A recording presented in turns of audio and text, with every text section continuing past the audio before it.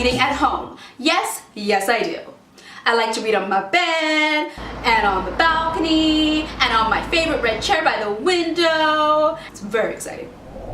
Question 2 is, do you use bookmarks or just a random piece of paper?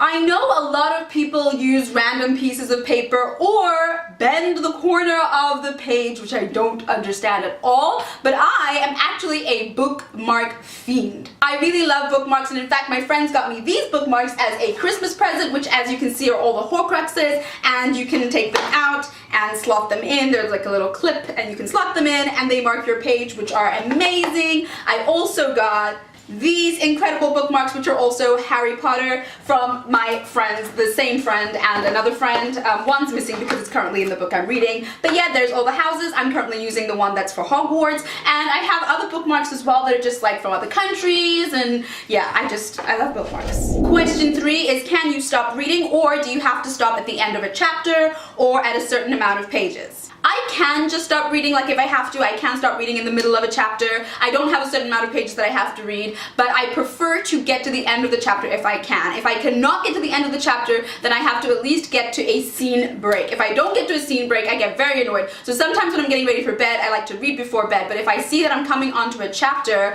that's long and it doesn't have a scene break coming up in the next few pages, I will get irritated, and then I will close the book so that I end at the end of the chapter rather than reading halfway through and not having a stopping point, because if I don't have a stopping point, how will I stop? Question 4 is, do you eat or drink whilst reading? It's not a mandatory thing for me to have something to drink or something to eat at all times when I'm reading. I mean, I would prefer to have them at all times, but I'm happy to read without them. However, if things always went my way and I could always get something to eat and drink at the time of my reading, then I would love to have a cup of tea in one of my fantasy mugs, because like bookmarks, I feel like mugs are also part of the reading experience, and I would love to have some Scottish shortbread biscuits. Question 5 is multitasking. Do you listen to music or watch TVs whilst reading? I do not understand this question. If you are reading, how can you possibly have the capacity to do anything else? You need to be fully immersed in the book and in the world, and that can't happen if you're being distracted. However, I do know some people that do like to listen to music, and I mean, if it's on in the background, very far in the background, I can probably tune it out, but if it's up to me and I can turn it off, I'm going to turn it off. Question 6 is, one book at a time or several at once?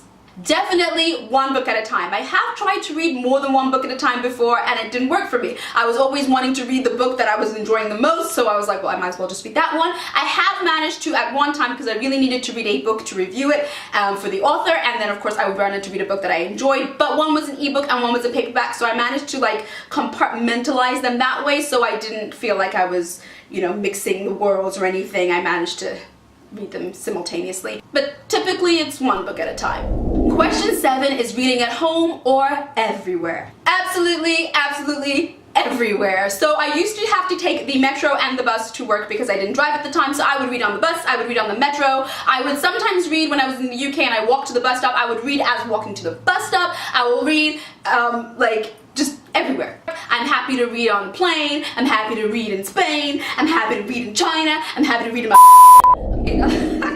Question 8 is, do you read out loud or in your head? Definitely in my head. I find that I don't grasp the words as much if I read them out loud. Sometimes if I want to hear the ring of something, or especially if I'm writing and I want to hear how a character will say it, then I might like adopt the accent and start doing something and reading it out loud, but that's just to hear it played back to myself. But to read generally, chilling, happily reading, I would prefer to read it in my head, and so I do. Question 9, do you read ahead or even skip pages? This is like a taboo for me. However, if I am not really enjoying a book, I will kind of skim read, so I'll just go through, and then if there's nothing really interesting, I'll probably read, say, 10 sentences on the page, and then I'm like, okay, next. Okay, next. But I never go ahead far enough, say, to see like a spoiler, or is like to the end of the book or something crazy like that. Absolutely not. I'm very careful to not ruin the flow of the story for myself. So I try to read every page and every line, but sometimes I do skim read. Question 10 is, breaking the spine or keeping it like new? Definitely keeping it like new. It is a challenge, especially with paperbacks, but yes, I try my best to keep it like new. For instance, Red Queen has a beautiful crystal crisp spine, and I've had this book for years and I loved it and I held it and I took it everywhere with me, but that baby is staying unbroken. Question 11 is, do you write in your books? I would like to pretend that they're talking about textbooks because yes, in textbooks I may write in them if they ask a question or if I just want to highlight something so that when I'm flicking through it to study, you know, I have it there. But I know they're talking about novels and stories, and no, I do not write in them. I see so many people that annotate their books and I'm like, okay, it looks interesting, but why? But why did you do that to the book? Why? I actually need to see somebody's annotated book because I really don't know what you write. I know I have quotes that I like and stuff and I just jot them down. That's what phones are for. And I keep them and then I look for prints and I do all those things, but I can't understand what you are writing in the book.